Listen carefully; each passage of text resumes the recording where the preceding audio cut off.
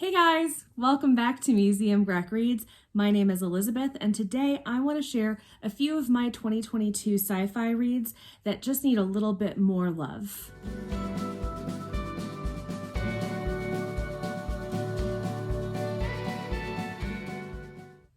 Okay, before we get into my list, I just want to take a quick moment to say thank you so much to everybody who showed me some love and support for posting my very first YouTube video. That was really terrifying, and I'm just so grateful that not only did you guys watch, but that there are people here who actually subscribed to me and left me such wonderful, kind, and genuinely encouraging comments. I'm so appreciative, so thank you so much. So, as I indicated in my intro, I want to highlight a few of the unsung heroes of my science fiction reads of 2022.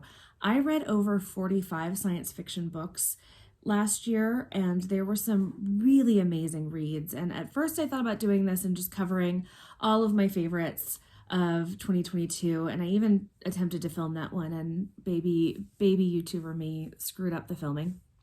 I'm learning, stick with me.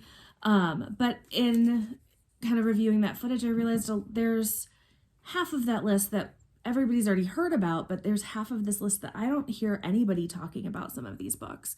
Or if I do hear somebody talking about them, it's just one here or there, or in some cases it's people saying, oh, this is an anticipated read, but haven't actually read it to review it and let you guys know if it's worth your time and money.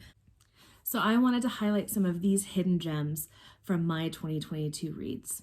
So first of all, I just want to preface that I'm going to be attempting something new for baby video editor me, who did all the editing on the last video in iMovies on my iPad. Sorry, I promise I'll get better with time. But some of these books I don't physically have. They were ARCs. Some of them may not have come out yet. Some of them I've loaned out because I couldn't stop talking about them and I forced people to read them. So there are going to be some times where I do the booktuber thing and put a picture over here of the titles that I don't physically have with me. So we'll see how it goes. We're learning. We're doing our best. So first of all, I'm going to start with one of the earlier reads that I had in 2022 that I really loved. This one took me by surprise because I knew nothing about it going into it. It was literally a fever purchase during the Barnes & Noble 50% off sale in December, where I was walking by a table of LGBTQ books and said, oh, sci-fi, I guess I'll grab that. What harm could it do? It's 50% off. And that is The Darkness Outside Us by Elliot Schreffer. So this is a very closed environment sci-fi. You've got Ambrose and Kodiak, who are on a ship together with the ship's AI. So essentially only 3 true characters that are interacting with each other for the majority of this book. But we join this book with Ambrose waking up on the ship, believing that he is alone, and not remembering a single thing about the launch, only to discover that there is a second ship attached to his, that the mission that he thought he was on is actually a dual mission, and that his partner, Kodiak, on this mission is from his country's rival. It's essentially a dual governed Earth in this future scenario. They believe that they are going to rescue Ambrose's sister, who has faced some trouble while trying to colonize the moon Titan.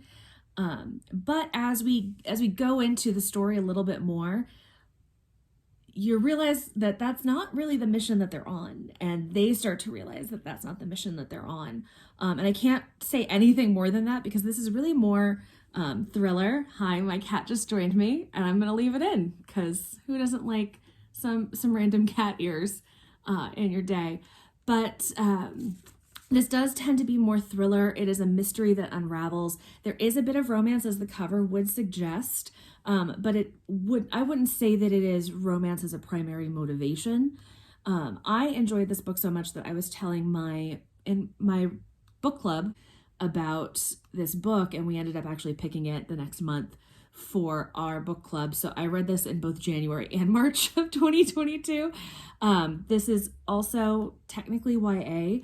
I argue that this should have probably been an adult book and aged the characters up a little bit. It felt a little disingenuous that they were essentially 17, 18-year-old boys on this mission, but the author primarily writes children's and middle grade.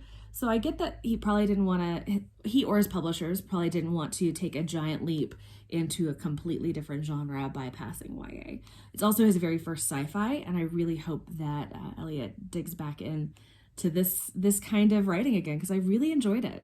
Okay, so we're going to jump into some of these things, and we're going to talk about The Spare Man by Mary Robinette Kowal. And I assume that I am saying her name incorrectly, and I apologize. But I've had this author on my TBR for a very long time, and I own a couple of her books already, specifically the Lady Astronaut series, which sounds exactly up my alley, but I've yet to get to it. It's one of those constant problems of your TBR.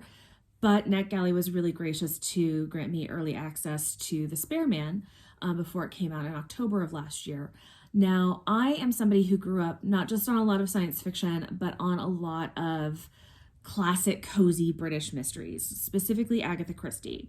My love for Hercule Poirot knows no bounds. And this read very much like an Agatha Christie travel style mystery. So you have your main characters who are on their honeymoon and in disguise, because the main character is actually a massive heiress and she just wants to have a normal honeymoon, and they are going on a cruise ship from the moon to Mars to celebrate their new union. Only somebody dies on board, and her husband is present when the murder happens. And so he gets entangled in everything because he's a former detective, and that's what happens in a cozy mystery, whether it's in space or on a train or on a boat going down the Nile. It was really fun. It read more like a 40s era mystery than it did science fiction. It was just more that era of mystery in a science fiction setting. But really enjoyable, had a great time the whole way through. And bonus points, every single chapter starts with a cocktail recipe. So that's fun.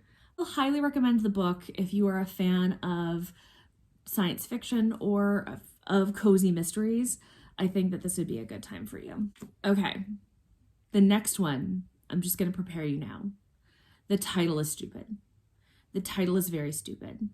It was a national bestseller in 2012 when the book came out, and I don't understand how, because the title is so very stupid. So be prepared to laugh at Robo Apocalypse. So, yeah. I mean, it is self-explanatory in the title. This is a book told almost in a documentary or historical style about a robot uprising and how humans would fare with the advancement of AI,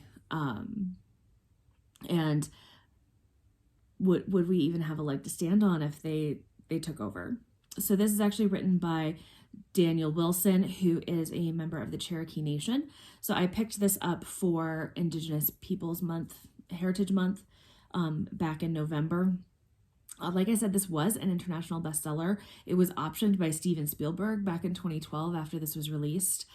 This is a really fascinating read. It reminded me a little bit of reading World War Z, not the movie, but the book, which looks more at the bigger picture of event-based apocalypse. So what was World War Z dealt with what was the geopolitical impacts and how did different countries deal with things. And this kind of has that similar vibe. It's broken out into sections, and each section covers a different time period. So the early rumblings of something going on, the uprising itself, the first year afterwards, and then the eventual uprising of humans against the AI. And in each of those sections, you follow some of the same characters. So you're getting little snippets of where they are along this journey as we're going through. So you're not following a whole narrative of each character, just taking a little peek into the windows. And what I found really interesting is that through that style and almost somebody else reporting out on what was happening, there were characters in this that you felt so much empathy for. This book made me cry. Robo Apocalypse made me cry. a couple times. There's one character in here named Namora. Spent every single time I wasn't reading about Namora waiting to see if we were going to get more Namora. Is Namora surviving? How's he doing? I'm really worried. This precious baby angel needs to make it through. So stupid name, Serious Sandwich. I really, really enjoyed this. Give it a try. It is actually a completed duology. The next book is Robo Genesis, but I haven't gotten to it yet though. So hopefully it's as enjoyable as this one was. Next, we're going to talk about The Mountain and the Sea by Ray Naylor. Now this is a debut, and so I didn't really know anything about Ray Naylor, but the premise of this got me really excited, and I was so thrilled when NetGalley gave me an advanced copy of this, because the whole idea around this novel is that humans have discovered a sentient culture and community of octopi. Not just that they are intelligent, but they have formed language. I would 100% believe if any news report was like, hey, we've discovered octopi with language. Hey, we are fighting octopi for dominance of the planet. Fully believe it. They are a crazy intelligent species. We're seeing more and more that there's cooperative species of octopi that are working together, that are building habitats, that are using tools. They're practically alien in how they look. I would not at all be surprised. So that sort of vein of science fiction where octopi are developing alongside us as a sentient culture and community, totally exciting. Totally buy it. So immediately picked this up, and that was a big part of the story. I did find myself wanting more time with the scientists studying this pod of octopi, but you also have, studying with the scientists, an advanced AI that is known as the true AI, and half of the planet is upset that it exists, half of the planet is excited that it exists. So it lives in this strange limbo and is exploring what it is to exist in the state that he is in, because he has true consciousness, but does not have true autonomy because of how he is created. So it's almost a little through line of a Frankenstein's monster, which Frankenstein is one of my favorite books of all time. So that was right up my alley. And on top of it all, you have this very global lens view of what's happening in this near future world, and why this pocket of the ocean is so special, as the rest of it has been massively overfished and destroyed and full of plastics. So it's sort of what kind of course are we on, and how does that impact other species on Earth? So it's really fascinating. It was pretty sort of heavy in its writing. It was more descriptively dense than others, but had such a great time. And the physical edition actually has some of the octopus language on the edges as a stencil, which was really interesting to see them go to that level for a debut novel. So next up, we're going to talk about Aversion by Alastair Reynolds. I've seen his books floating around quite a bit. I've never picked one up personally, but this one was coming out and I got a copy of it on NetGalley, and it was such an interesting read. So it does talk quite a bit about, oh, bye cat. So you're following one group of characters. You're starting on a ship in the 1600s. There's all of this just slice of life on the ship that's happening. And one character seems to know too much. Then suddenly you're on a different ship with the same crew in the 1800s. And then suddenly you're with the same crew on an airship, on a dirigible in the early 1900s. And you have the same cast of characters in completely different environments, but they're all looking for a artifact, is what they're calling it. They're looking for one specific thing. And as the story unfolds, you get a little bit more and a little snippet more by the time you finally get into space. But it was a fascinating journey. It wasn't a super long novel either, so it's a really quick read. It does touch on a trope of science fiction that I really love, but if I tell you what it is, it actually spoils this book. But found a lot of love for some of these characters. Highly recommend. Okay, next we're going to talk about some arcs that I loved so much that I couldn't wait to get my grubby little hands on them, because I knew that I was going to be rereading them at some point in the next year or so. And the first one we're going to talk about is Under Fortunate Stars by rehashing. So this is actually her very first novel, and it is perfect for people who enjoy Firefly, who liked A Long Way to a Small Angry Planet. This is that cozy ragtag, found family in space kind of trope. And you're really exploring two different sets of crew. You've got the Jonah, and this is a ship is trying to escape the ravages of an intergalactic war where this alien race called the Phelan are about to wipe us off the planet. And then there's also another ship 152 years in the future that is filled with humans. It's a military ship, but they are transporting a Phelan ambassador across space. And somehow these two ships intersect. And you find out that somehow, some way, the Jonah is responsible for the continued existence of humanity. And they are very confused by that piece of information. So this is really about fate and fortune and finding your path, and finding your purpose amidst a lot of different characters, some that you will love and some that you won't love as much, but definitely worth your time, especially if you're a fan of Becky Chambers. Oh, and I did love that one so much that I got a personalized book plate with my edition at a digital author event for rehashing, because remember, your luck can always turn. Next up, we have the first book in a brand new trilogy by the author Neon Yang, and that is The Genesis of Misery. Look at this cover. Is this not gorgeous? Do you not understand why I immediately requested this on NetGalley? Look at how stunning. And what this actually is a science fiction retelling of Joan of Arc. And I know that sounds a little weird, but this worked. This worked so well. This read reverently, almost like a sacred text, but in a very approachable way that kept you wanting to flip the pages. There's a narrator that you never understand until the very end who or what the narrator is. So we're following a main character named Misery, and she lives in a theocratical intergalactic culture. On top of that, there's this disease that goes through people. And we find out very early on that Genesis is exhibiting some of the symptoms of this disease. And she keeps hearing and seeing visions of somebody who is guiding her actions, to sometimes the benefit of the government and sometimes against the government. But you're following her through all of these prophecies and visions as she's making her way through the universe, and trying to find an ultimate solution for a threat that is bearing down on them.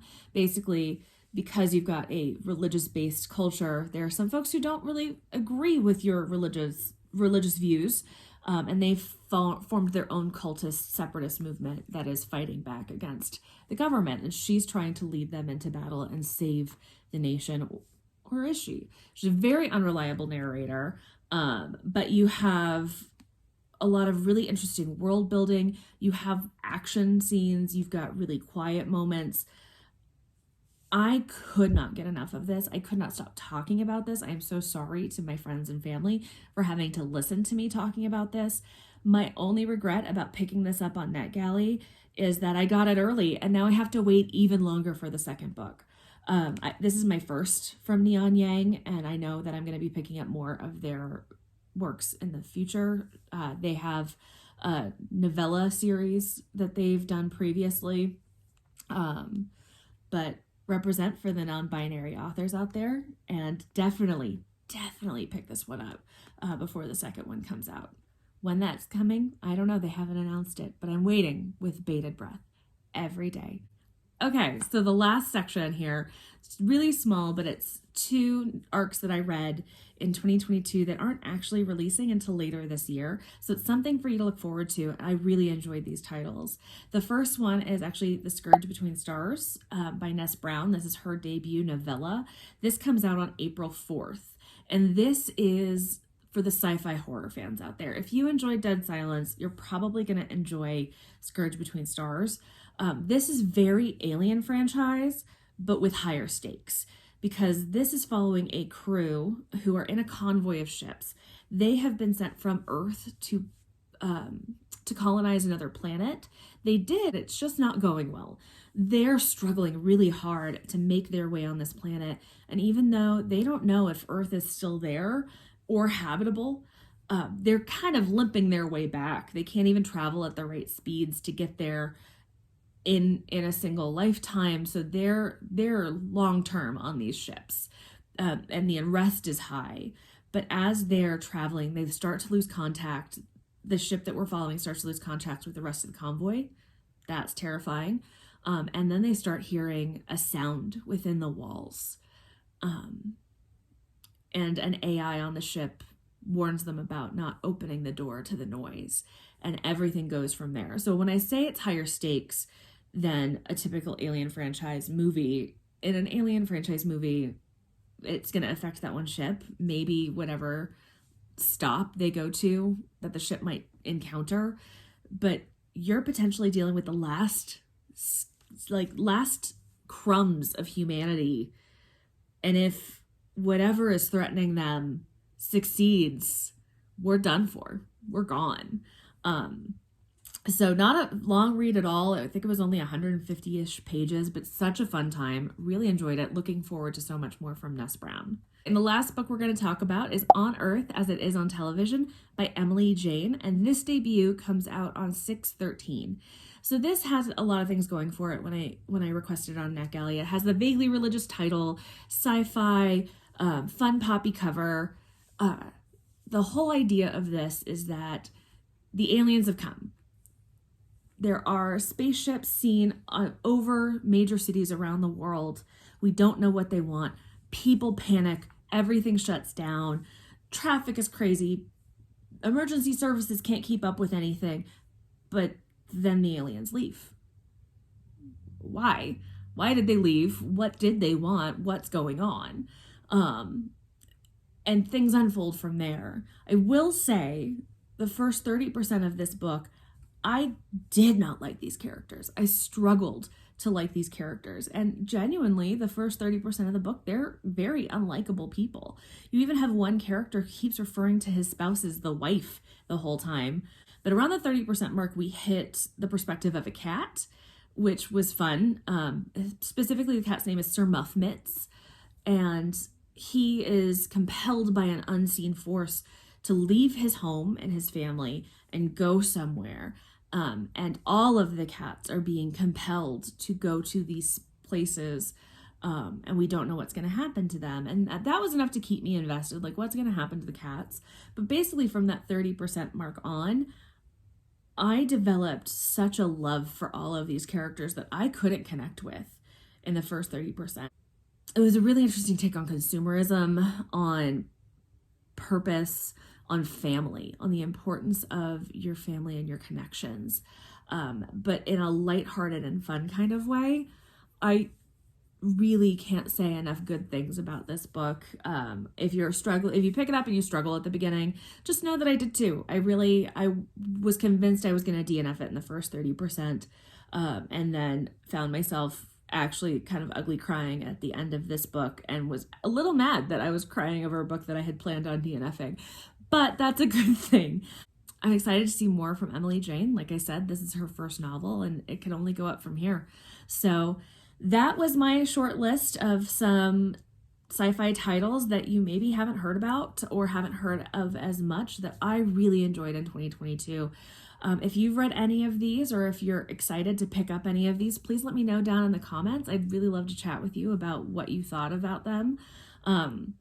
You can find all of my social handles down in the description box. I'd really appreciate it if you enjoyed this content to go ahead and hit that like button. And I hope to get a video out in the next week or so. So if you want to see what comes out next, go ahead and hit that subscribe button. And I will see you guys next time. Bye.